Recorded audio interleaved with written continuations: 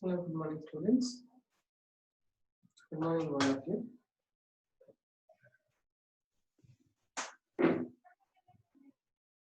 We finished the liver and pancreas, I think, the last class, right? Yes. We're going to continue with that.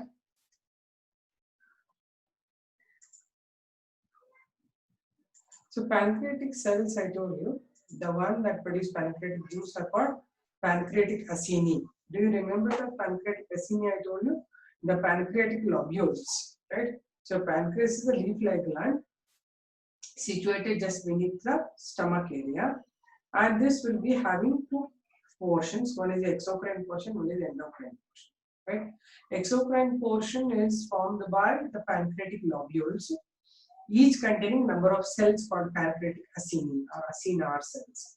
They produce pancreatic juice. So pancreatic juice will be released in the pancreatic duct and released into the duodenum. Okay, C-shaped duodenum will come and release here. This is the exocrine part because it has a duct. So all those glands that have duct through which they release a secretion called the exocrine glands, right? Those who do not secrete them into the duct, they normally secrete in the blood. They are normally endocrine glands, right? So endocrine glands are the ductless glands. They do not have the ducts, but their secretions are released into the bloodstream and they work at the target site, right? Bloodstream, when they are released, they will be inert. They will not be active. Only in their target place they become active and they start functioning. Those are called the hormones. So they are called also called as chemical messengers. I hope you have heard about endocrine and exocrine. Can you identify the differences between endocrine glands and exocrine glands? All of you? Let me see. How many of you can explain me the differences between endocrine glands and exocrine glands? Can you do that? What are the secretions of endocrine glands called?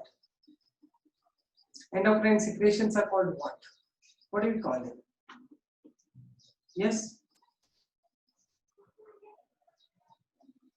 Endocrine secretions are called? Come on, all of you answer. Can you hear me? I'm talking something. I'm asking you something. Hormones, right? So these hormones are like inert substance in the area where they are released and they function only at the target cell, right? What are exocrine glands? What are exocrine glands? Let me see. The glands that will have release, that release the secretions into the duct. Yeah, they are the duct glands are called as the exocrine glands. Okay. In pancreas, the exocrine part is formed by, what is that part called? It is by pancreatic lobules containing pancreatic cells. What do you call the pancreatic cells? Cells of the pancreas that produce pancreatic juice. That is called pancreatic acini. Arey no, Kritika, I'm asking about the exocrine part, not endocrine part. Exocrine part of the pancreas that produce pancreatic juice is formed by pancreatic lobules and pancreatic acinar cells. Acini will produce pancreatic juice that will be released into the duct, that is pancreatic duct that opens into the duodenum of small intestine, right? We have talked about this, right, earlier. Now we are going to continue with the next part, that is about endocrine, exocrine part only. Endocrine I explained yesterday. Islet of Langerhans from the endocrine part of the pancreas that will have three types of cells: alpha, beta, delta cells. Alpha cells produce glucagon, beta cells produce hormone insulin, the delta cells produce somatostatin. Alpha cells will help in production of glucagon. Glucagon in the liver convert glycogen to glucose, right? That process is called that is glycogenolysis. So release of glucagon increase the blood glucose level. Therefore, we call glucagon as a hyperglycemic factor. Whereas the release of insulin, it converts the excessive glucose into glycogen stores and it reduces the blood glucose level, and we call that as hypoglycemic factor. That is insulin. Right? One more function of insulin you should know. Did I give you points on that? Insulin and glucagon. Have you written on that? You have written? No. Okay. Insulin decreases the blood glucose level, and we call it as the hypoglycemic factor. And somatostatin functions during the urine formation or the excretory part, right? So that's about the total story of endocrine portions of this. And now we are going to talk about the exocrine part also. Together I'll give you points. Fine. We have written about hypo and hyperglycemic factor. Hypoglycemic factor we are writing. Okay, done. So now I'll give you the exocrine part of the pancreas.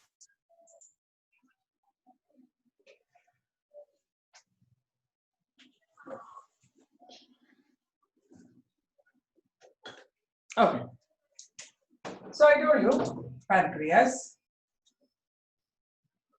This will have number of lobules. If you take the section, you get pancreatic lobules. These lobules in turn will have pancreatic cells. These are called as pancreatic acinar cells. They produce pancreatic juice. Okay, in between what you have is this is islets of Langerhans. Okay, these are called as pancreatic acini. Okay, what are the content of pancreatic juice? Let me give you now. So pancreatic juice contains almost every enzyme required for digestion, both all carbohydrate digesting enzymes like amylases and the lipid digesting enzymes and the protein digesting enzymes. Everything is released by this. So what are the contents of pancreatic juice? First one, certain protein digesting enzymes are released by pancreas. Proteases, I call it. Proteases released by the pancreas are of three types: trypsin, chymotrypsin, and aminopeptidases. Okay, those are the proteins. Then they are atom proteins. Second one, they release the amylases. We call it as pancreatic amylase. In general, we call it as pancreatic amylase. But specifically, we call this as amylopsin. So pancreatic amylase, if you write, it is like a general naming. But if you write amylopsin, it is understood that you know what exactly it is. Then pancreatic lipase is also produced. We call generally as pancreatic lipase, and it is called as steapsin. Okay. Fourth one, it will have pancreatic nucleases. Nucleases normally they are of two types: DNases and RNases. Okay, so it is considered the complete digestive juice. Pancreatic juice has everything to digest. Therefore, it is called the complete digestive juice. Later, we will study how they act on food. Right? So, write down heading: exocrine part of pancreas.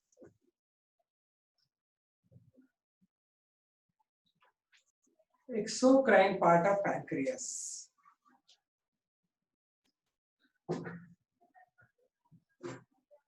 Pancreas consists of number of pancreatic lobules. Pancreatic lobules.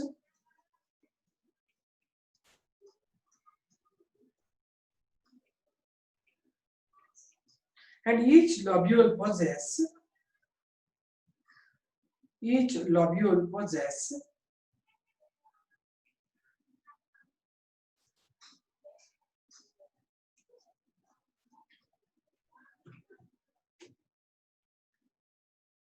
number of cells called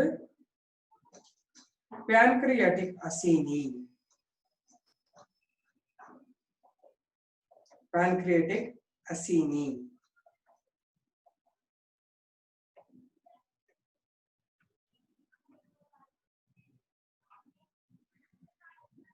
ACINI, acini. Next paragraph. Pancreas is considered to be a complete digestive juice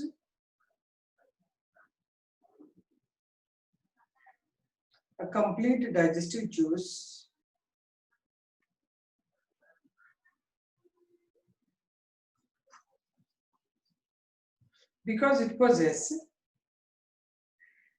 all the enzymes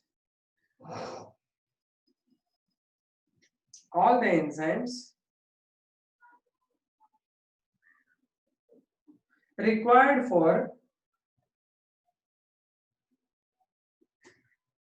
the digestion of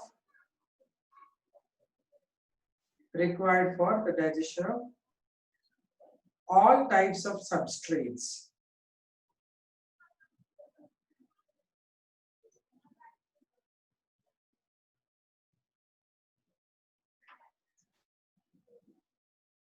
All types of digestive substrates.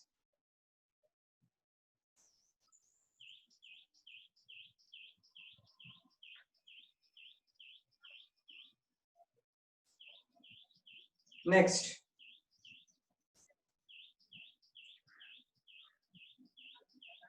the enzymes are, write these, all the types. The enzymes are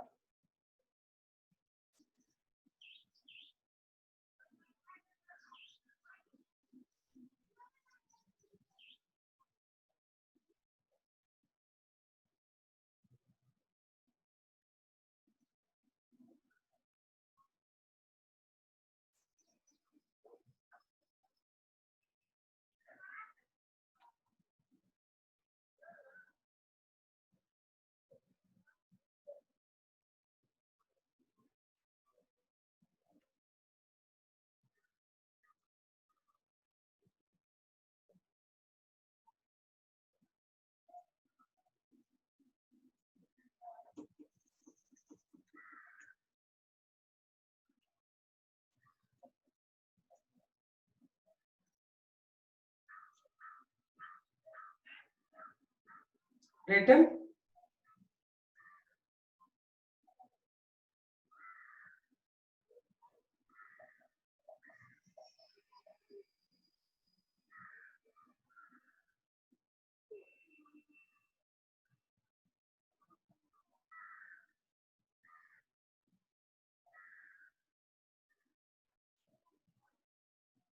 Okay, done. Okay, so that's about the pancreatic juice. Let's now move on to the intestinal juice. So this is all major thing. What I told you is pancreatic juice. The last gland I have to discuss is about the intestinal gland. Intestinal gland or intestinal gland.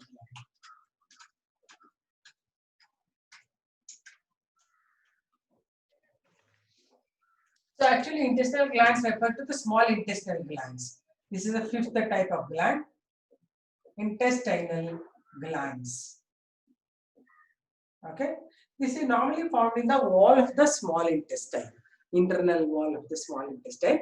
These intestinal glands produce something called intestinal juice. But these glands are of two types. First type is called as Brunner's glands. Brunner's glands. And second type is called as crypts of Lieberkühn. That's a name, right? First one is called pancreatic. First gland is Brunner's gland, and this is a crypts of Lieberkühn. This will produce only intestinal mucosa, and this will produce intestinal juice. Okay, this is actually helping in digestion. So this is only helping in lubrication of the food. So intestinal juice consists of all the types of enzymes in this. The enzymes are all proteases, because here the digestion has to end here. Because after pancreatic juice digestion, intestinal juice have to complete that process of digestion. Proteases, we call this as erepsin. Protease digesting enzyme is called erepsin. Then it has pancreatic, the amylases. Amylases, normally they will have disaccharidases.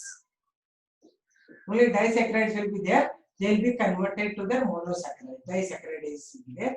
Then pancreatic, the intestinal lipases are there that end the digestion, and there are number of nucleases also found here. They are DNases and RNases. So at the end, all these will have to end and produce the last products, the end products of the digestion. Okay, write the heading intestinal glands. Intestinal glands.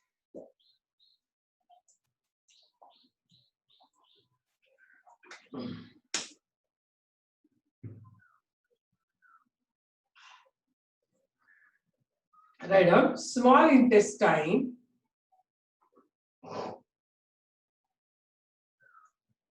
is the last part for digestion,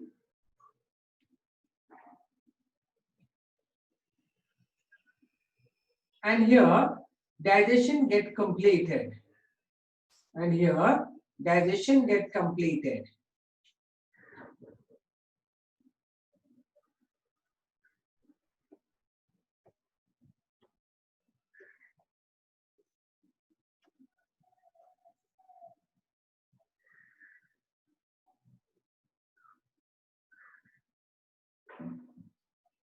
The wall of duodenum possess number of intestinal glands. Possess number of intestinal glands.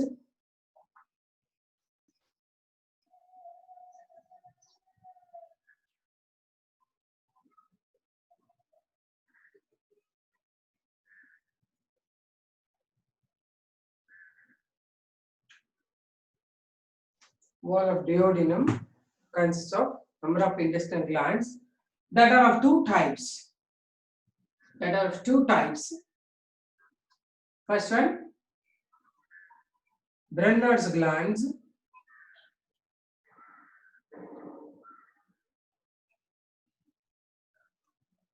That produce intestinal mucosa.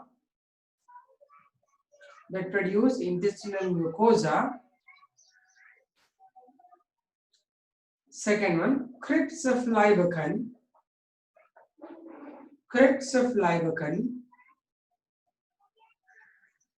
That produce intestinal juice.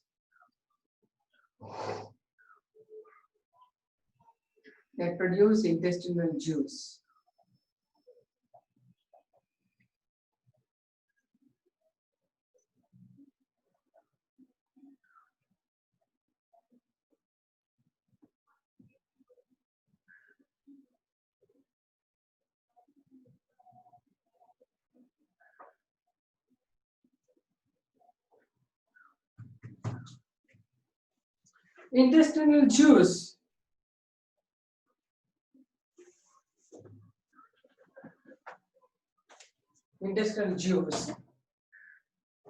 otherwise called succus entericus. Remember this, succus entericus is the inner name of intestinal juice. That is succus entericus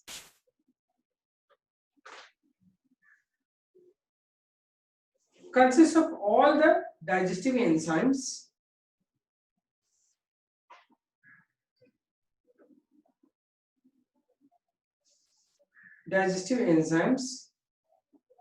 and complete the process of digestion.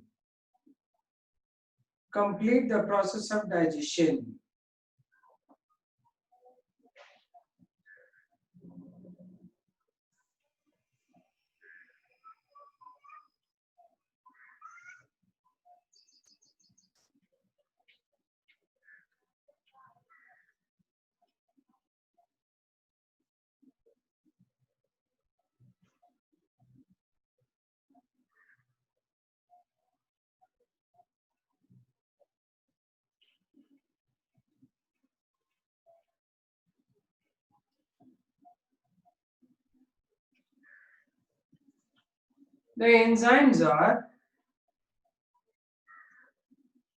first one, proteases called erepsin.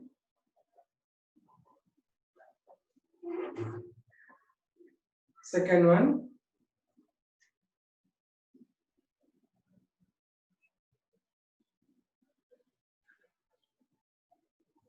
amylases, namely disaccharidases,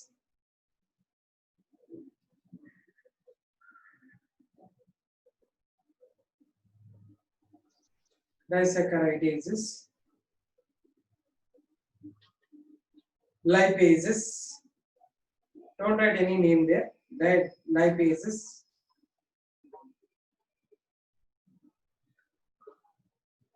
and last one nucleases, namely DNases and RNases.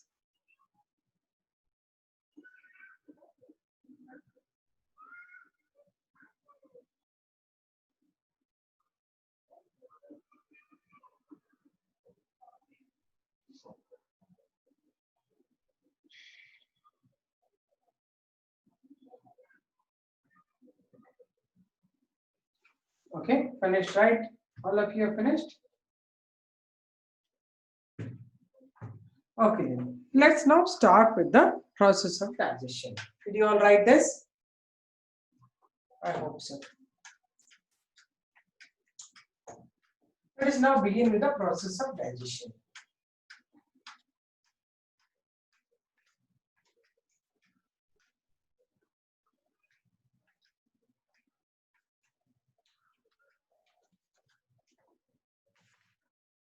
So let's start with the digestion. I told you wherever what enzyme is released, you should tell me, and what will be the end products that you will have to remember. Okay. So coming to the digestion process, if you start with the mouth, then digestion is just begun. If at all you really masticate properly, mix with the saliva, digestion happens. But everything will not become an end product in the mouth itself. Right? Therefore, use some common sense while writing the name of the enzymes, where are they produced, and what are they going to produce the end products. Right? See, wherever you take it, normally there are two types of digestion happening. One is mechanical digestion, one is the chemical digestion. Mechanical digestion means simply how it is physically broken down. Second, the chemical digestion is with the help of enzymes. Right? So let's begin with the mouth, digestion in mouth. Then I'll start with the stomach. Then I'll go to the intestine. Three parts, but different enzyme actions will do. Okay. So the physiology of digestion begins now. Digestion. Okay. Coming to this, the digestion begins with the mouth. You all know that mouth will start the digestion. So what happens in mouth? Physically it is digested. How? By the process of mastication, by the process of mixing up of the food with saliva and chewing action of the by the teeth. This becomes the mechanical digestion. We call it as mastication. So in mouth, food begins to get digested with the help of the teeth by chewing it or by masticating the food. Right?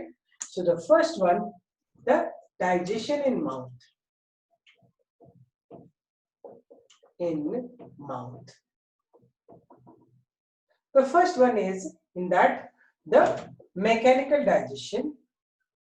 This is breakdown of food into smaller particles along with saliva by the process of mastication. With the help of teeth and gum, we are going to chew the food and make it into small pieces. Anyway, bigger ones will not enter, so we have to do the chewing action. But most of the time, we are so clever, we are adjusted to small, smooth food, like make rice very nice, like smooth and swallow it.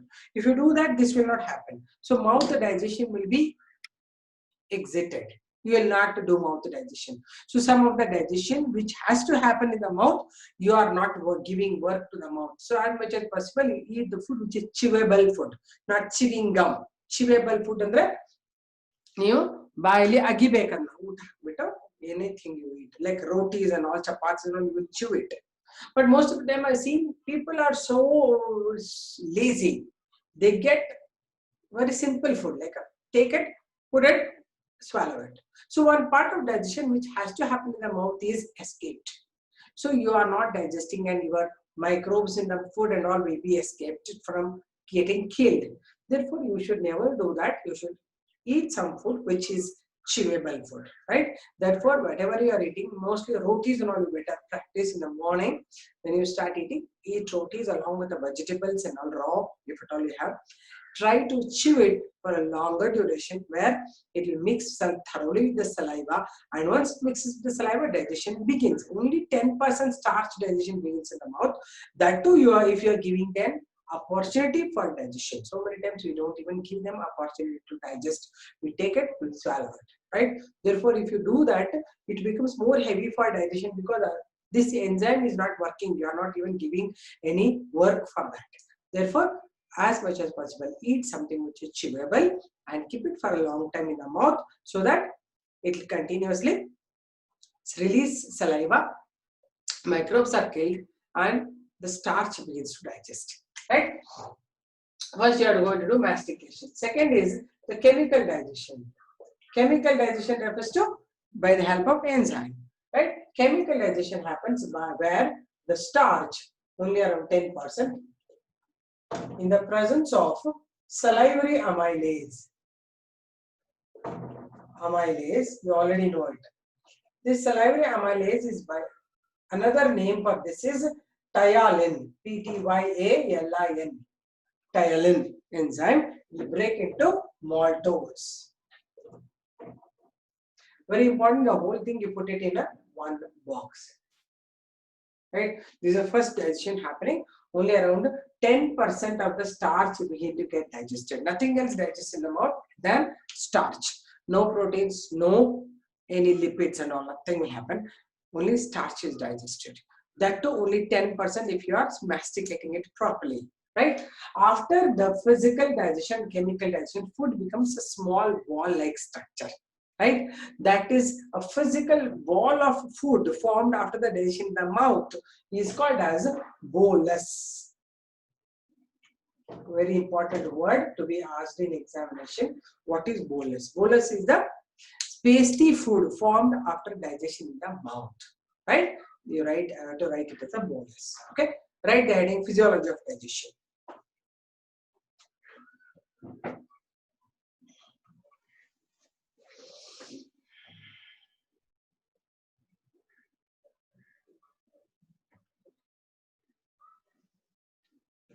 Digestion is an enzymatic hydrolysis of food. Is an enzymatic hydrolysis of food.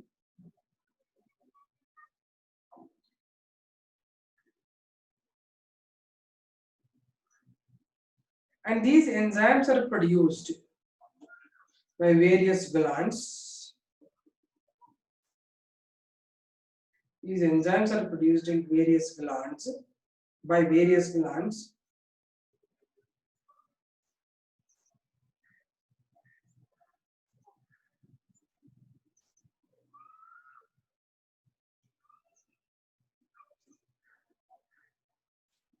And they bring about hydrolysis of organic food.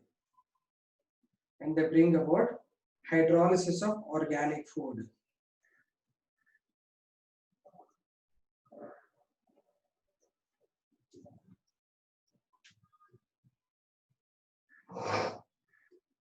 Hydrolysis of organic food.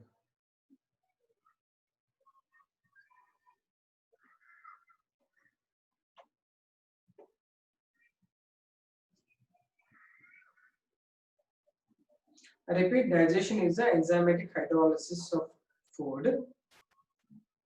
We'll stop. In elementary canal, various enzymes are produced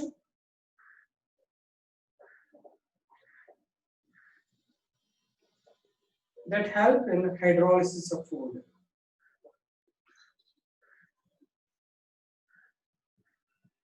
That help in hydrolysis of food.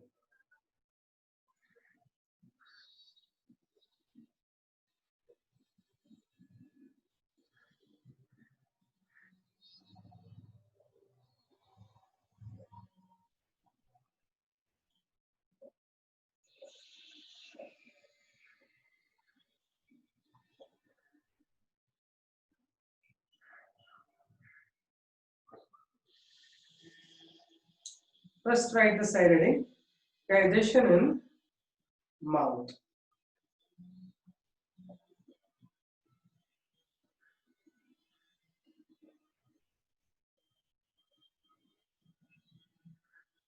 Food is ingested through mouth.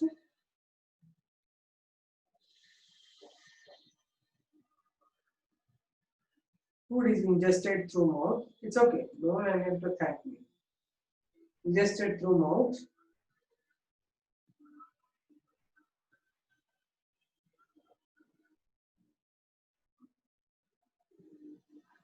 And it begins digestion in mouth. And it begins digestion in mouth.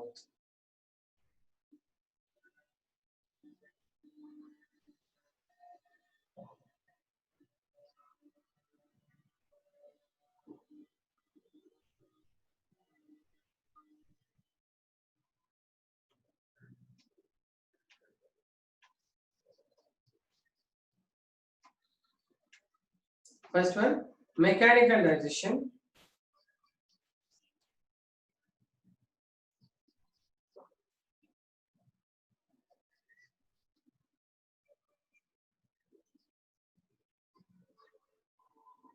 With the help of teeth and gums, with the help of teeth and gums,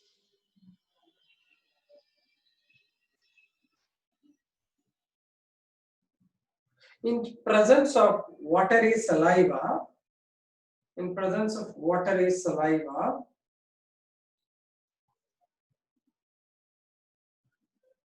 food is physically broken down into pieces.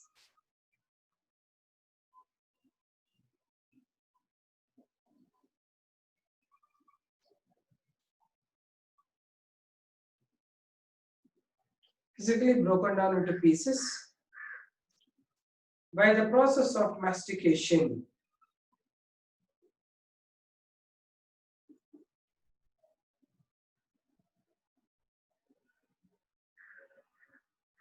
By the process of mastication.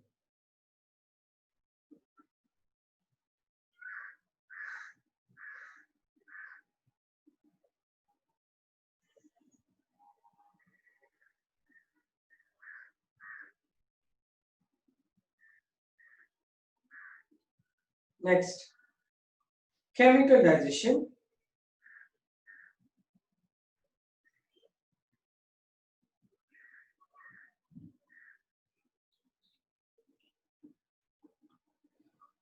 Saliva produce enzyme, salivary amylase. Saliva produce an enzyme, salivary amylase.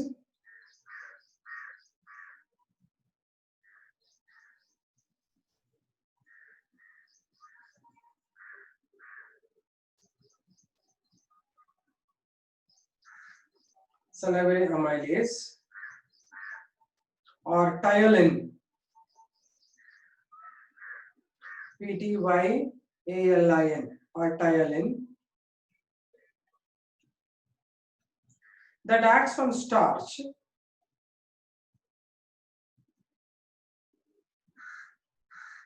and convert it to a disaccharide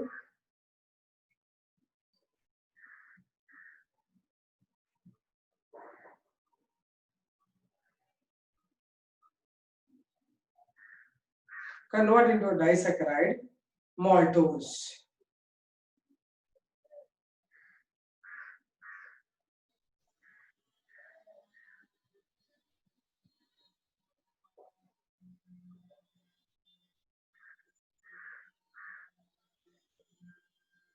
Disaccharide maltose.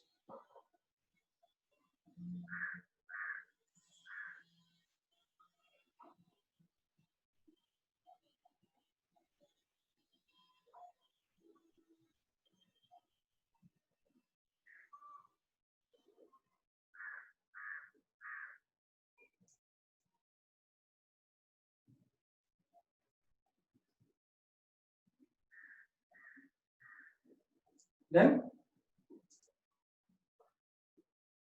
write this reaction, put it in a box.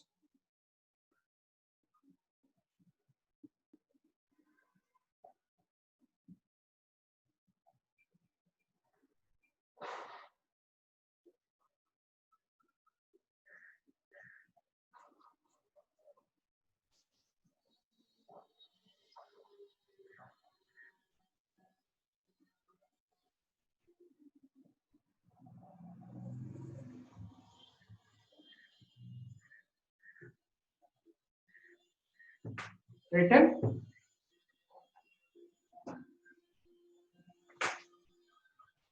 Okay. In mouth, only around 10% of digestion of starch. In mouth, only around 10% of starch begin digestion.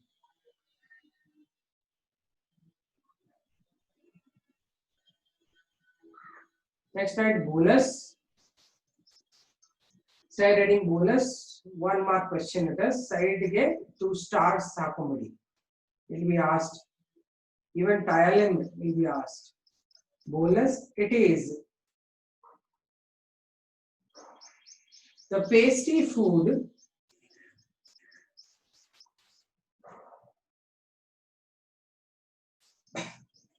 that is formed after digestion in mouth. It's formed after digestion in mouth.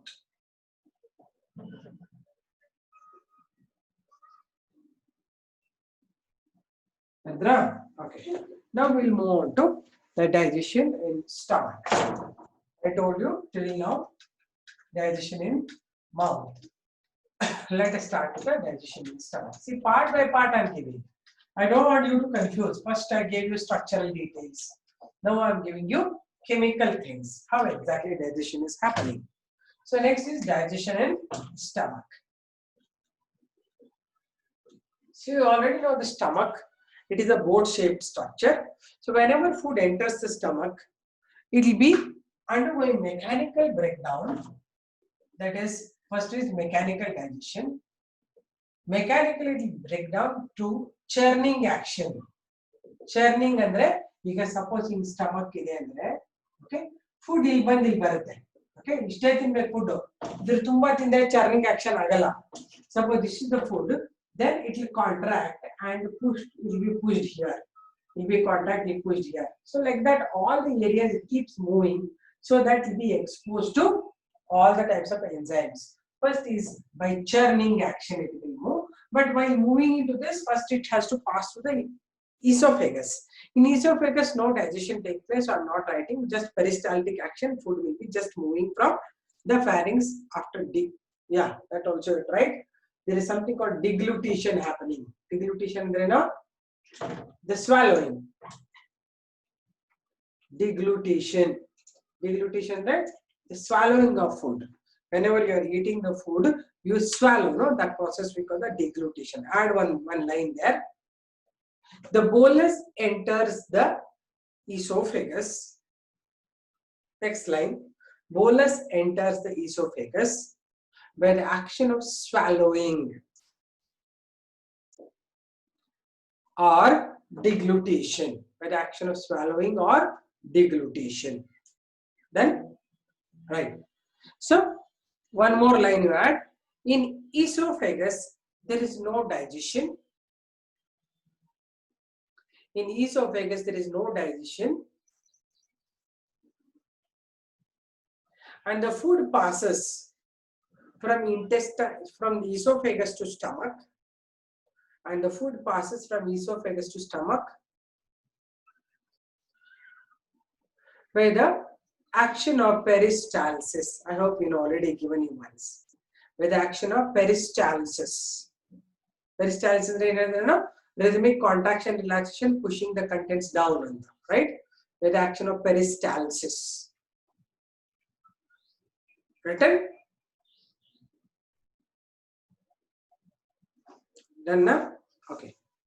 Now, let us continue the stomach. I told you, food enters to the stomach. Stomach, if it is little only, it can digest easily. By contraction of this wall, food will go here. Then it contracted, it will move here. It's called churning action. Apart from that, it will also undergo peristalsis. Peristalsis is the contraction, the length, breadth wise. So, if I say churning, it will be all sides. Suppose the stomach this way also, this way also, this way. All the sides it will be churning. Churning is like this, right? Whenever you eat the food, that's why you will have to little bit give some activities. Eat and sleep, nothing will happen. No digestion happens. So allow something to move around in the body also. You need not to do churning. Stomach will do it. But if you give in a proper position, if you eat and sleep off, then it cannot move properly. Eat little bit in the night because very activities are very low at night. Night they will not be so fast working as they are working right now in morning. Therefore, night you should have little food only, and that will be helping for churning if you stay in the straight position or walk around and all. If you sleep off, then it cannot do churning, right? Okay, ತಿಂದಿದ ತಕ್ಷಣ ಮಲ್ಕೋಬಾರ್ದು, right? ತಿಂದ್ಮೇಲೆ ಸ್ವಲ್ಪ ಓಡಾಡ್ತಾ ಇರಬೇಕು, right? Churning action ಅಲ್ಲಿ food will be moving here and there inside the stomach, and also by peristalsis ಇದ್ರೆ ಹಿಂಗೆ tube ಇದ್ರೆ ಹಿಂಗೆ contraction relaxation ಆಗುತ್ತೆ. ಇದನ್ನ rhythmic contraction relaxation of the transverse muscles which will push the food downwards. That's called the peristalsis. That both the things happen. Then second one I'll give you the chemical digestion. Chemical digestion happens by two enzymes. One is pepsin and one is renin. Right? In that first one I'll give you action of pepsin. Pepsin action. So both are protein digesting enzymes, right? They will help in digestion of proteins. But as we all know, all the enzymes are proteins only by chemical nature. Their chemical nature itself is their proteins. So normally, before they start working on the substrate, they have to be getting activated. They first get activated, then they start functioning. So first it will be in the form of inactive pepsinogen. Pepsinogen is an inactive form of pepsin. Right? This will get activated by hydrochloric acid. So hydrochloric acid is must for digestion of proteins because it has to activate the enzyme. Pepsinogen becomes active pepsin. Okay. Now the pepsin, this is active pepsin. Okay. Now the pepsin acts on protein. Okay. This is the first one thing happened. Second thing is the proteins, long chain proteins. Proteins are polypeptide chains. They, by the action of pepsin, convert to pepsin. They convert to proteoses and peptones. Proteoses. ASES and Badri enzymes. Proteoses are the derived proteins. Proteoses and peptones. Already we know it. These are the endopeptidases. Right? So this is the first action. So we have to do first one. This should be written under one box. This should be written separately under another box. Okay, done, right? Learn thoroughly, slowly, so that you will understand it. I do whole syllabus one day only. You are not understood one word also. It's waste. I'm doing things in detail, slowly, initially. Later I'll be little faster. Fine, right on. Digestion in stomach.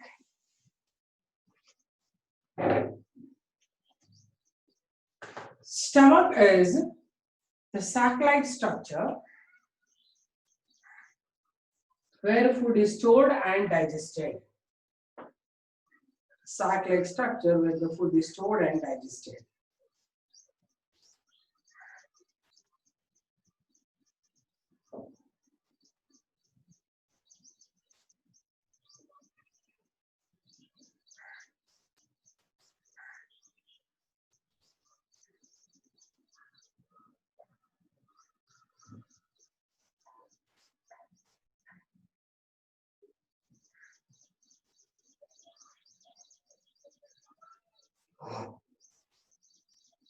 In stomach,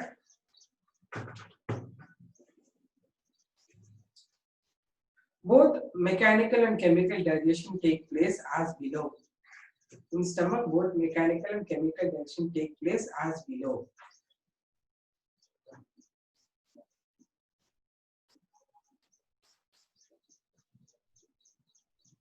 First one, mechanical digestion.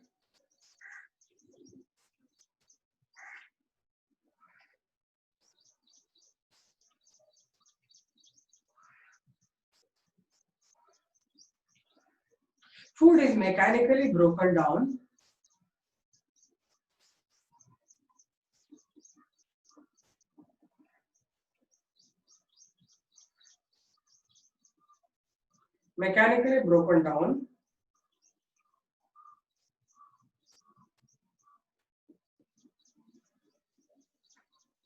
by two actions.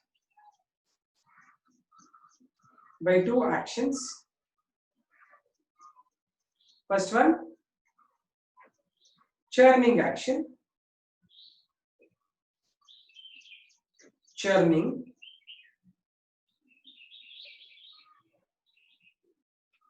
Second one, peristalsis.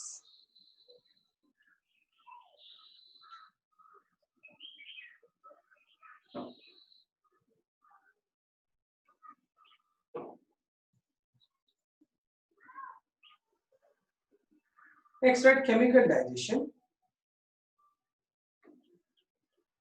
In stomach,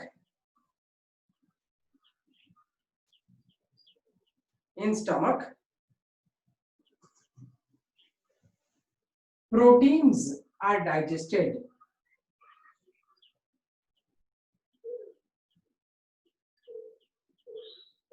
by the action of pepsin and renin enzymes. By the action of pepsin and renin enzymes.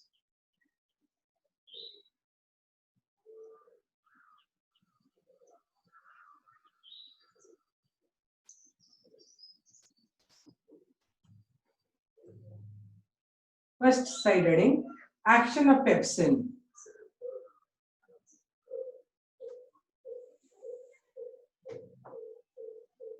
Action of pepsin.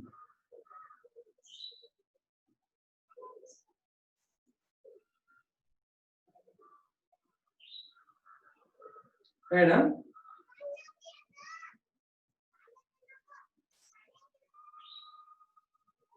Pepsin in its inactive form, pepsin will be in its inactive form. Pepsin will be in its inactive form called pepsinogen. Called pepsinogen.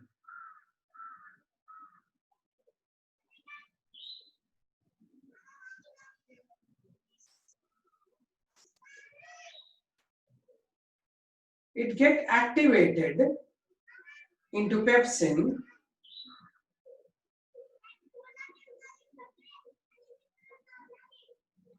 with the help of hydrochloric acid. With the help of hydrochloric acid, HCl.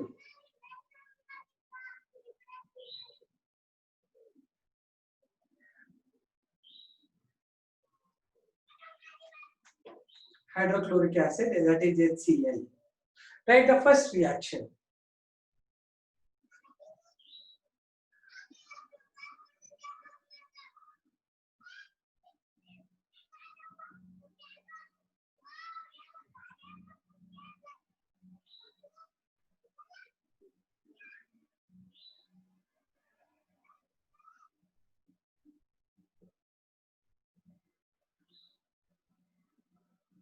Written? Next, right? Polypeptide chains of proteins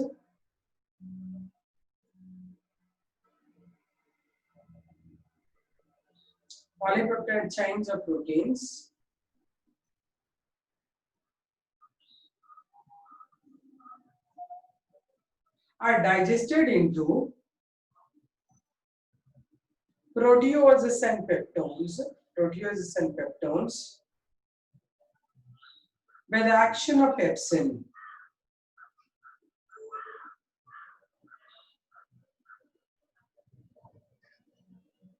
By the action of pepsin.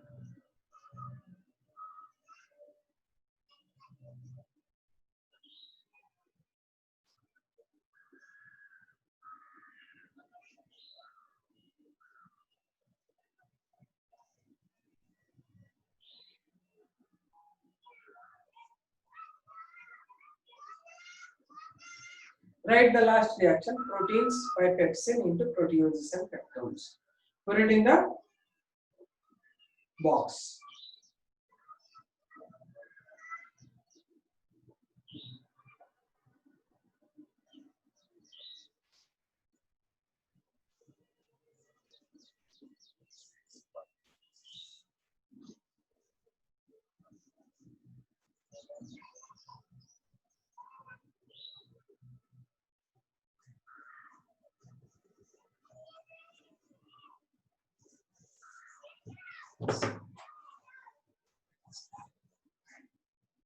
Then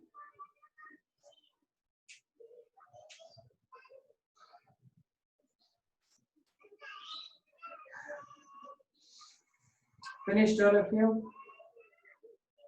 Are you writing them in boxes? Use a scale and pencil and make boxes.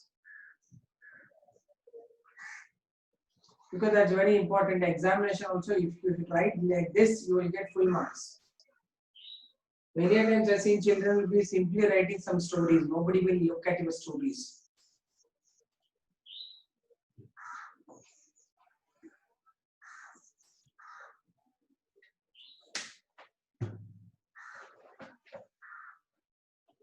Done. Let's now move on to next one.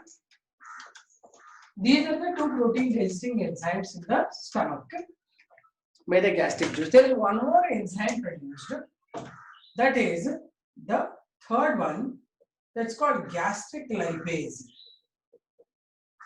But gastric lipase, the one should act on lipids, but it is inactive at acidic pH. Therefore, we are not studying about this. Just write one sentence. Gastric juice also produce an enzyme, gastric lipase. Also produce an enzyme, gastric lipase. But it is inactive in acidic pH of gastric juice. But it is inactive at the acidic pH of gastric juice. Done? Okay. So whatever food formed right now, it is highly acidic. Right? Already I discussed about all that. Acidic because of hydrochloric acid. This food we call it as chyme. Chyme is a highly acidic, semi-digested food produced after digestion in stomach. Write down. Sentence, one word, chyme. C-H-Y-M-E. Chyme is the semi-digested, highly acidic food. Semi-digested, highly acidic food produced after digestion in stomach. Produced after digestion in stomach.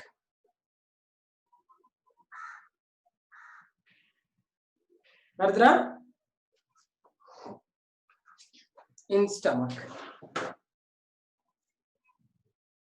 One more question. Chyme and the right. So let's now move on to the small intestine. Now food will go to small intestines. First part, that is duodenum. Right?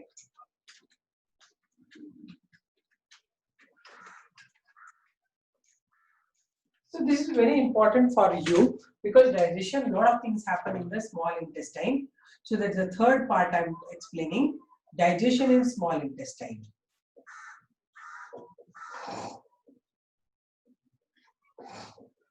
Intestine. So actually small intestine is mainly the first part, that is duodenum. So imagine this is the duodenum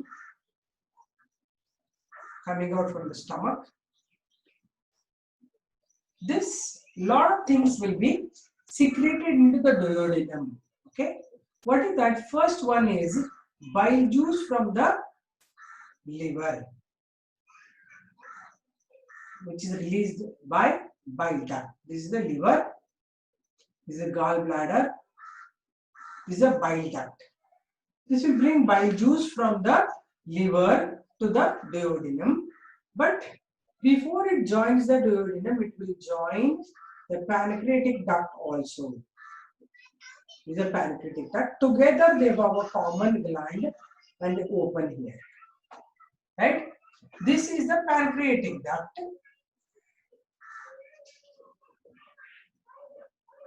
And this is the bile duct.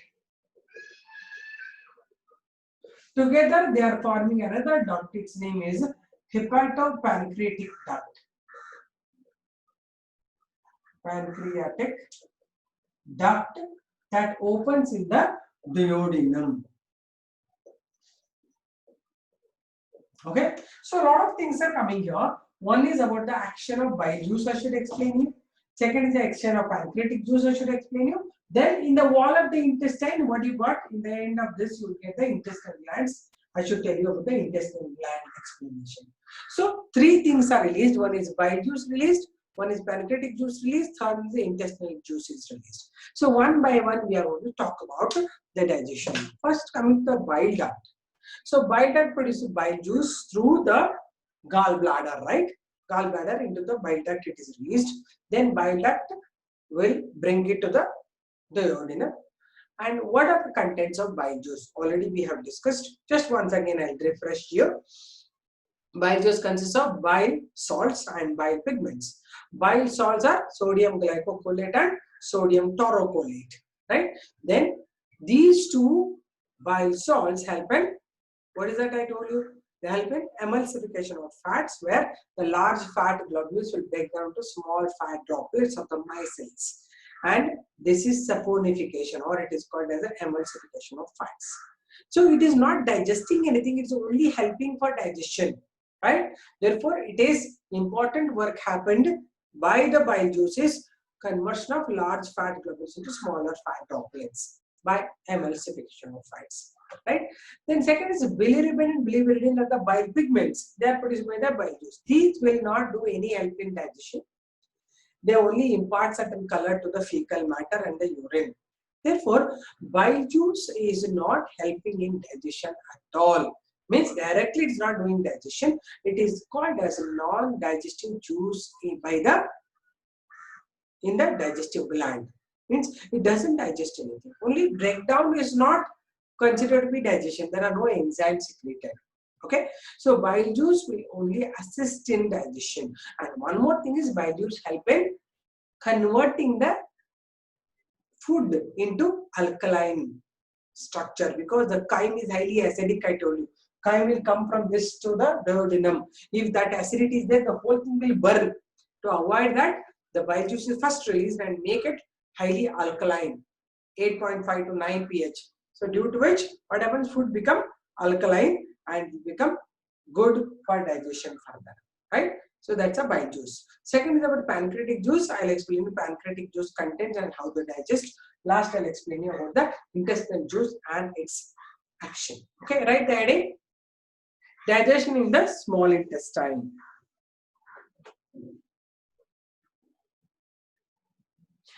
Yes, sorry. Neha, you're right. I'll not give you this now. Before that, I'll give you action of renin. Okay. So better you before that 3-4 lines you leave and draw this. This drawing is important for me. You draw this so that later I'll give you a renin. And then after stomach you leave some space. On the other page bitbidi. Renin helbek nanu. Action of renin I had forgotten. Good that she reminded me. Renin explanation ಮಾಡಬೇಕು. ಇದನ್ನ ಬರೆದ್ಬಿಡಿ. Drawing ಒಂದು half a page ಬಿಟ್ಟು drawing ಬರ್ಕೊಂಬಿಡಿ. ಆಮೇಲೆ renin action ಹೇಳ್ತೀನಿ. Good, she reminded me. Thank you, ma. Thank you, Neha. You reminded me. I had forgotten it.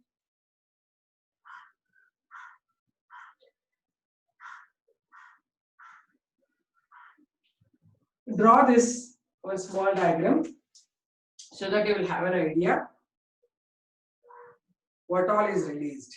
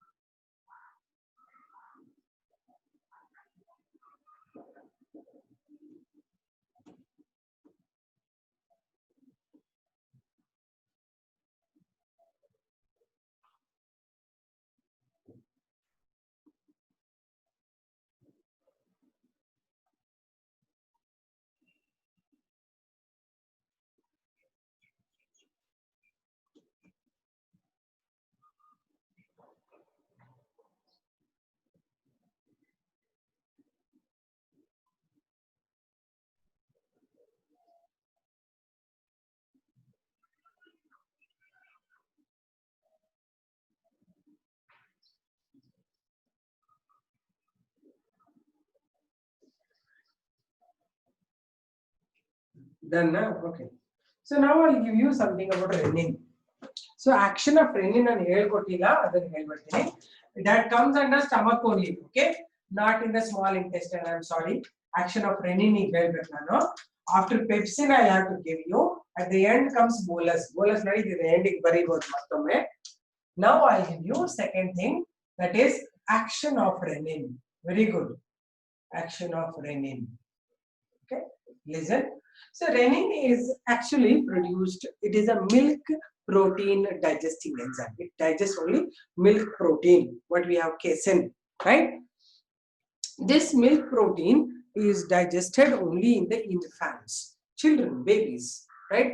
Therefore, it is not produced in adults. We people cannot digest milk protein. Only the babies it is produced, right? Therefore, renin is acting only on the food in the very child condition. Means in the infants whose major food is only milk, there it will act. Are you able to follow what I'm saying? Right.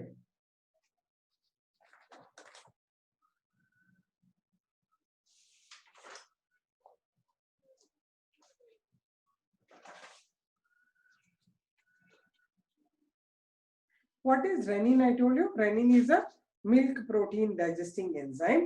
This acts on milk protein, which is normally casein.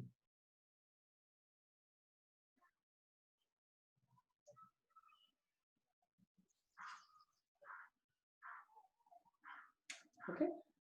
First one is casein. Normally it is a soluble milk protein.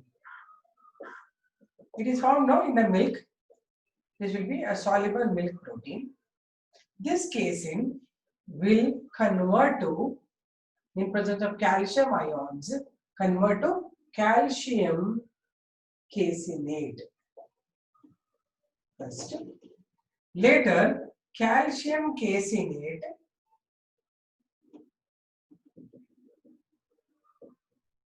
converts in presence of renin into caseinogen. This is insoluble milk protein, right? And this entire process is called as curdling of milk.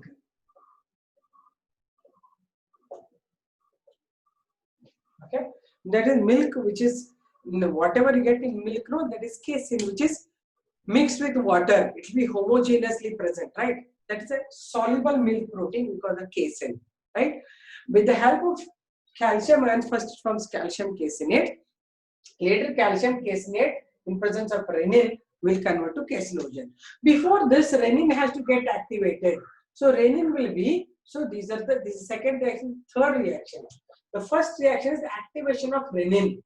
Renin will be in the form of prorenin. It is an inactive form, prorenin. It becomes active renin. This becomes active in presence of hydrochloric acid only, right? So both the renin and pepsin are activated by HCl. So after that, it will act here, converting into caseinogen. So at the end, the fourth reaction is caseinogen, the milk protein, that is insoluble milk protein, by the action of pepsin converts to proteoses and peptones. Okay, this is not happening in us. We are not going to digest milk protein. Therefore, after certain age, you should not drink lots of milk. Not milk products, concentrated milk you take, no, like cheese, like creams and all. There will be a lot of casein in that. You should not drink such things. Regular milk consumption is good because it has some sugar also, lactose also will be there. That is required for the body, and also cerebrosides will be there from proteins. That is required for everybody, but casein will not be digested in adults, right? Therefore, highly concentrated condensed milk and all is not good for you, and the cheese not good for you. If you are drinking the buttermilk or the curds is fine because it is lactic acid you are consuming. But here, casein will not work, it will not be digested. So this process, first process is called curdling of milk, where milk which is soluble protein will be there, it will break down into caseinogen which is insoluble milk protein, right? Later it will be digested by the help of pepsin into proteins and peptides. Did you understand this? First let me see. Have you understood this? Ma'am, under what heading we should write about renin? Hey, yaar, Sujal. What did I tell you, Sujal? Tell me first now. I told you. What did I tell you? Sujal will ask some question. What did I tell you to write? Where should I? Where you are writing? No, no. Other students will answer me. Other students tell me where to write this. See, they are writing that, Sujal. In stomach, I told you when I was talking about stomach, I said that I have forgotten the renin, and you people leave some space to write about renin. And after that, I told you to draw the diagram. Did you do that all, Sujal? No confusion. Sujal, don't tell me that too much of it is too much of smart action. I told you when I was explaining you, you drew. I told you to leave a space. No, did you leave the space while drawing? I told you leave space. No, after the stomach digestion, leave on half a page. I said I will tell you about the renin action. Did I tell you? So where renin comes, you tell me. Why you confused? Tell me where the renin will come. Renin comes under bile, stomach tane. But confusion in everything should come under the renin should come under stomach only. Na? So others are also confused. Huh? I told you, no? She reminded me, I told you that I have forgotten, I will tell you again ಅಂತ ಹೇಳಿದೆ. ಆ ಟೈಮಲ್ಲಿ ಕೇಳಿಸ್ಕೊಂಡಿದ್ರೆ ಗೊತ್ತಿರುತ್ತೆ. ಕೇಳಿಸ್ಕೊಂಡಿಲ್ಲ ಅಂದ್ರೆ confused madam ಅಂತ ಬರುತ್ತೆ question. Or you want to purposely act like this? I don't know. Right? I really wonder. You are like this. I don't know. Right up. Action of renin.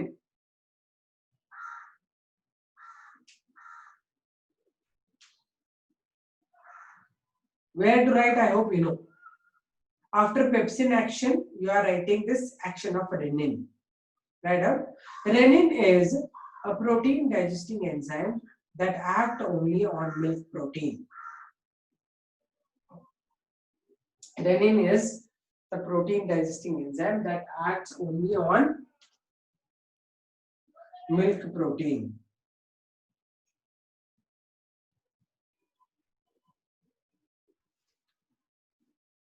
Casein.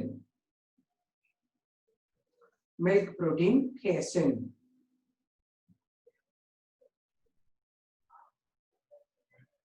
Next point. Renin is only produced in infants. Infants and the babies.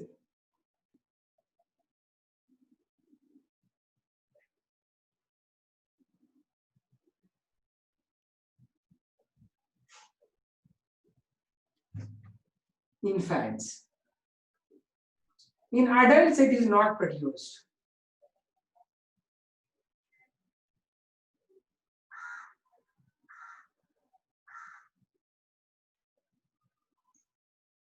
In adults, it is not produced.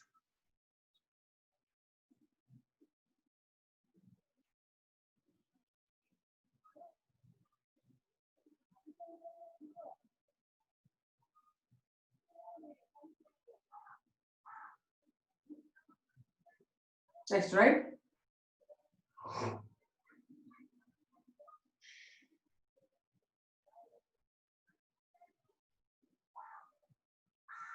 Renin will be in its inactive form. Okay, I'll tell in slow fashion. Okay, renin will be in its inactive form.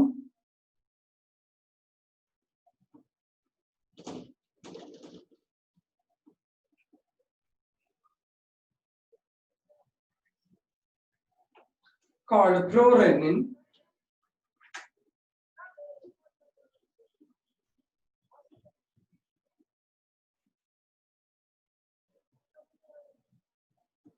called prorenin.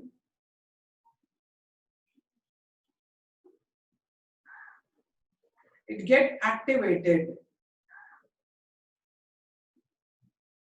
It get activated into renin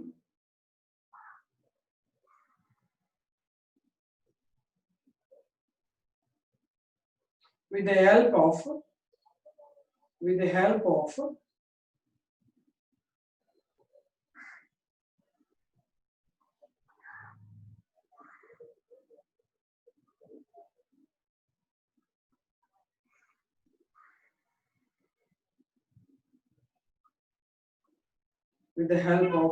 hydrochloric acid.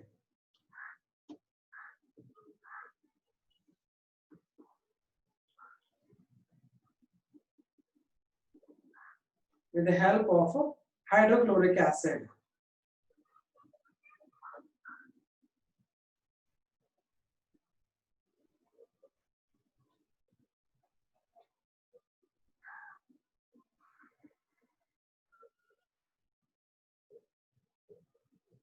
Write the first reaction, prorenin to renin by HCl.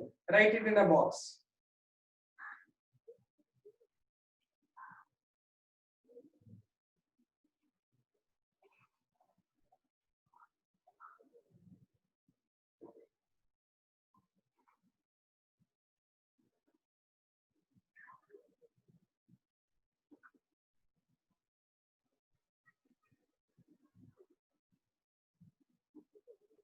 Next, curdling of milk. Side reading, right? Curdling, C-U-R-D-L-I-N-G. Curdling. ಕಾಣಿಸ್ತಾ ಇಲ್ಲ ಅನ್ಕೊಂತೀನಿ ಇದು. ಬರೀತೀನಿ ಇನ್ನೊಂದ್ಸಲ. This is curdling of milk. Right down. Curdling of milk.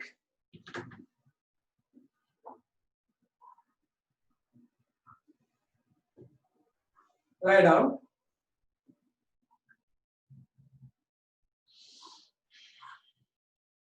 Milk protein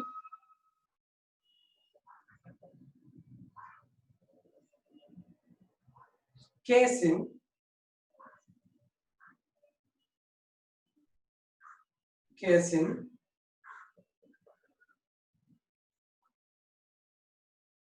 normally found in a soluble form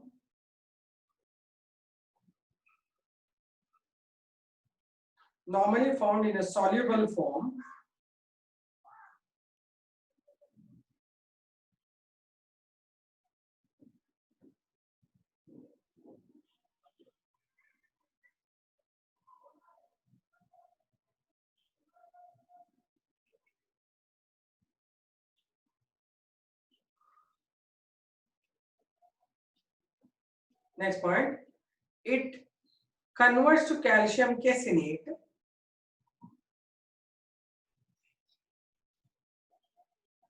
It converts to calcium caseinate in presence of calcium ions. In presence of calcium ions.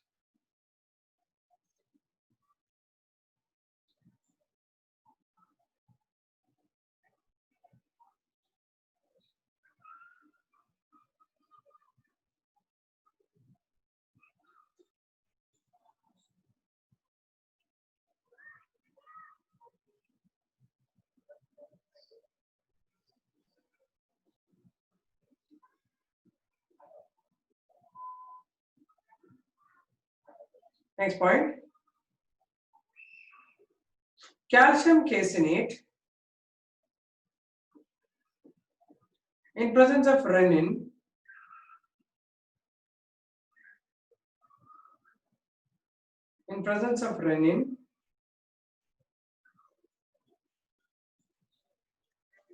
converts to insoluble carcinogen. Insoluble carcinogen.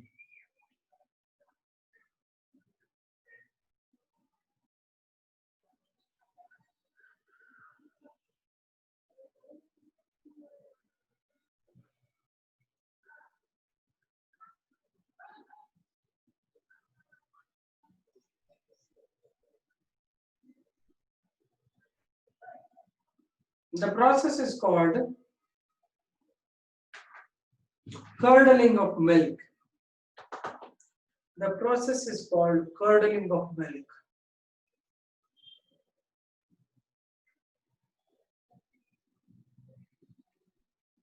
Next, casinogen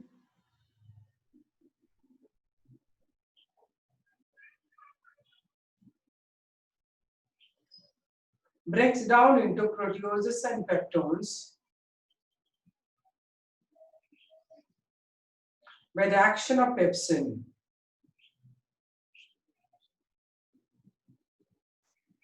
By the action of pepsin.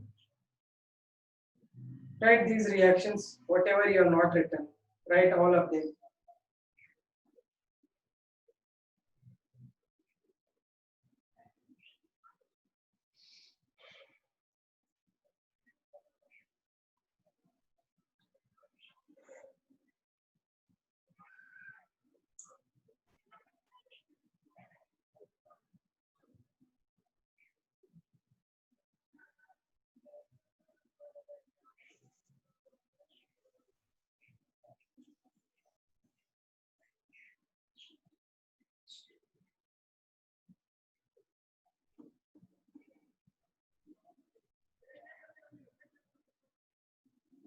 Which sentence you want, Chanbasappa? Last sentence, huh? Okay. Write down casinogen by the help of pepsin or by the action of pepsin converts to proteases and peptones. Then write the reactions separate in separate boxes. You write 1, 2, 3, 4. 4 reactions are there. Already written first reaction. You write 2, 3, 4.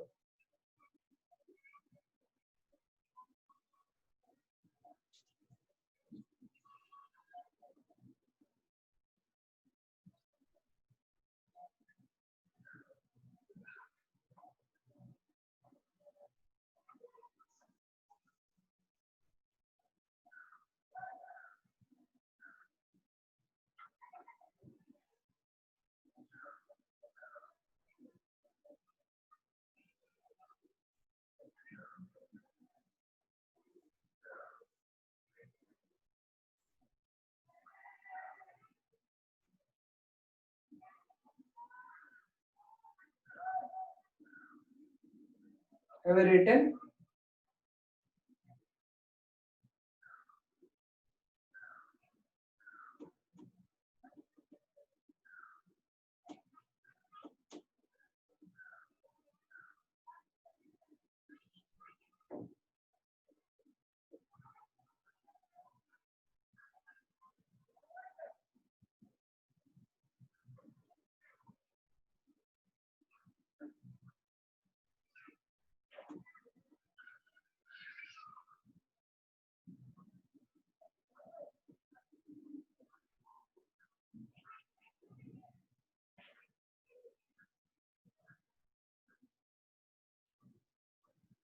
Bardha? Okay then. So you can add last one more sentence as bolus. Sorry, the kaim. Kaim avage madhya kottnalla ಈಗ kaim ಆಗುತ್ತೆ no? Kaim last ಗೆ ಬರ್ಬೇಡಿ. Last one you write kaim. Okay, whatever I told, the same thing we repeat it down. One sentence. It is a semi-digested, highly acidic food produced after the digestion in stomach.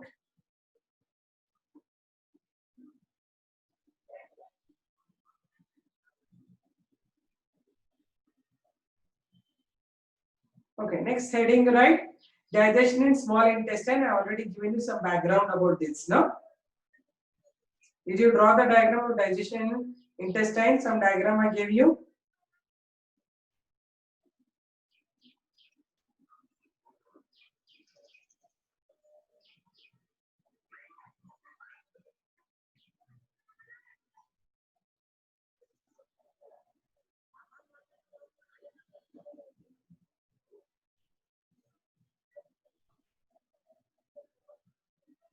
Okay.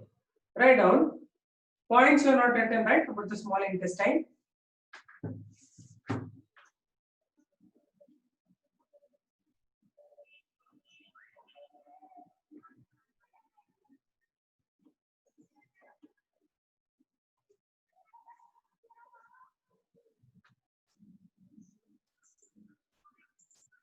Okay, write down now about the small intestine. In small intestine, the process of digestion is completed. In small intestine, the process of digestion is completed.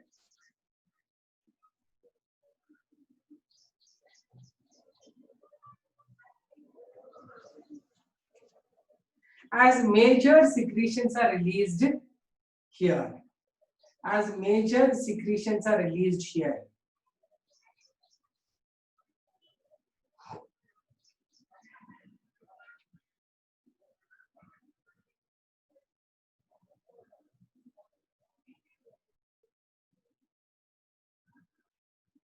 All digestive secretions are released in duodenum.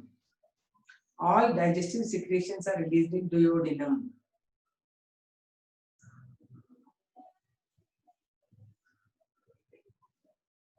Duodenum. They are, first one, bile juice, second one pancreatic juice, third one intestinal juice. Bile juice, pancreatic juice and the intestinal juice.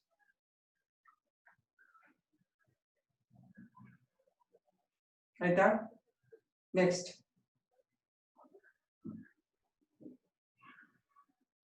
Action of bile juice. Underline. Bile juice is the only non-digestive juice. Bile juice is the only non-digestive juice produced by the digestive glands. Bile juice is the only non-digestive juice produced by the digestive glands.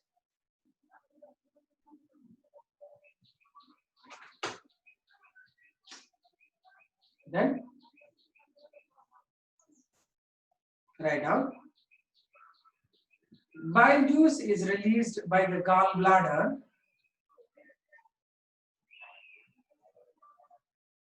By the gallbladder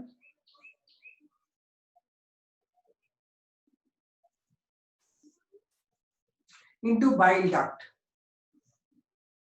Into bile duct.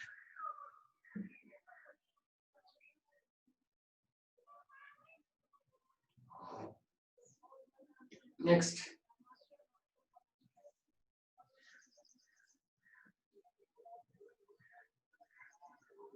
Bile duct joins the pancreatic duct. Bile duct joins the pancreatic duct to form hepatopancreatic duct.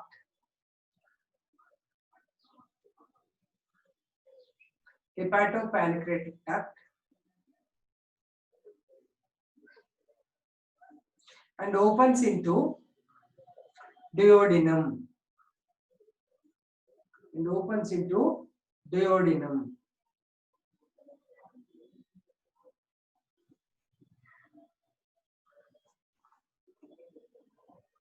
Next.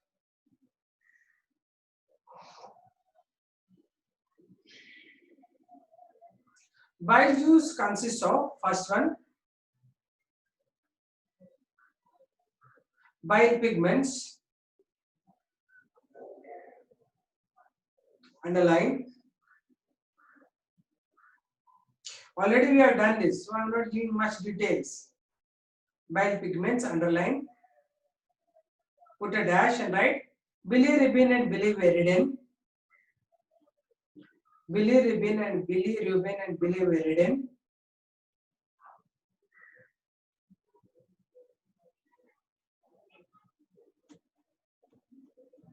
That impart yellowish color to the fecal matter. That impart yellowish color to the fecal matter.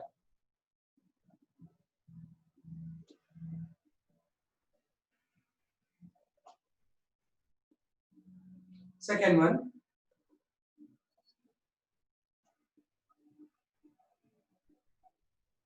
Bile salts bile salts, underline, namely sodium glycocolate and sodium taurocolate.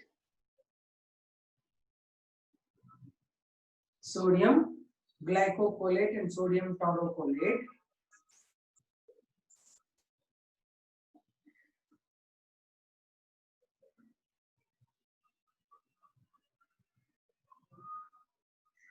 these help in emulsification of fats. Emulsification of fats.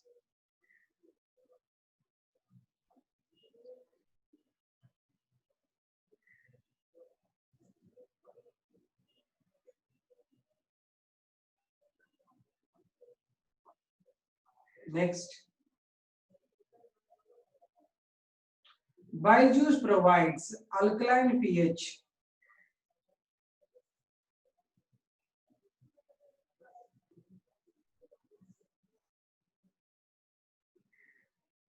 around 8.9 to 9 pH. Alkaline pH in the bracket, right? Around 8.9 to 9 pH. I'm sorry. And helps to reduce the acidity of chyme. Alkaline pH in the bracket, you write 8.9 to 9 pH, bracket complete, and helps to reduce the acidity of chyme.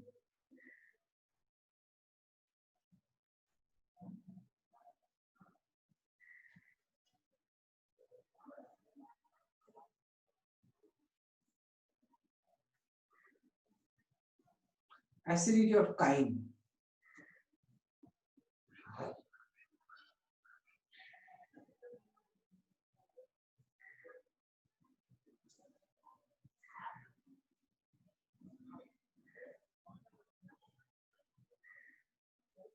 Okay, done? All of you? Next, write the side heading action of pancreatic juice. Action of pancreatic juice.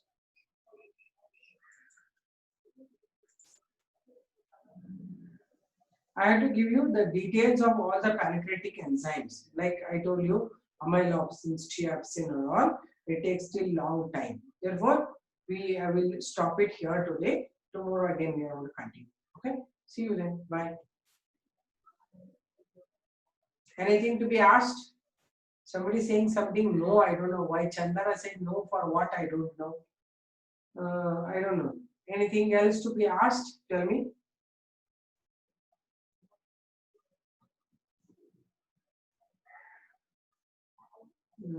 Thank you, thank you, thank you. Thank you. That's all. Okay, you too. Have a nice day. Bye bye. See you. Bye.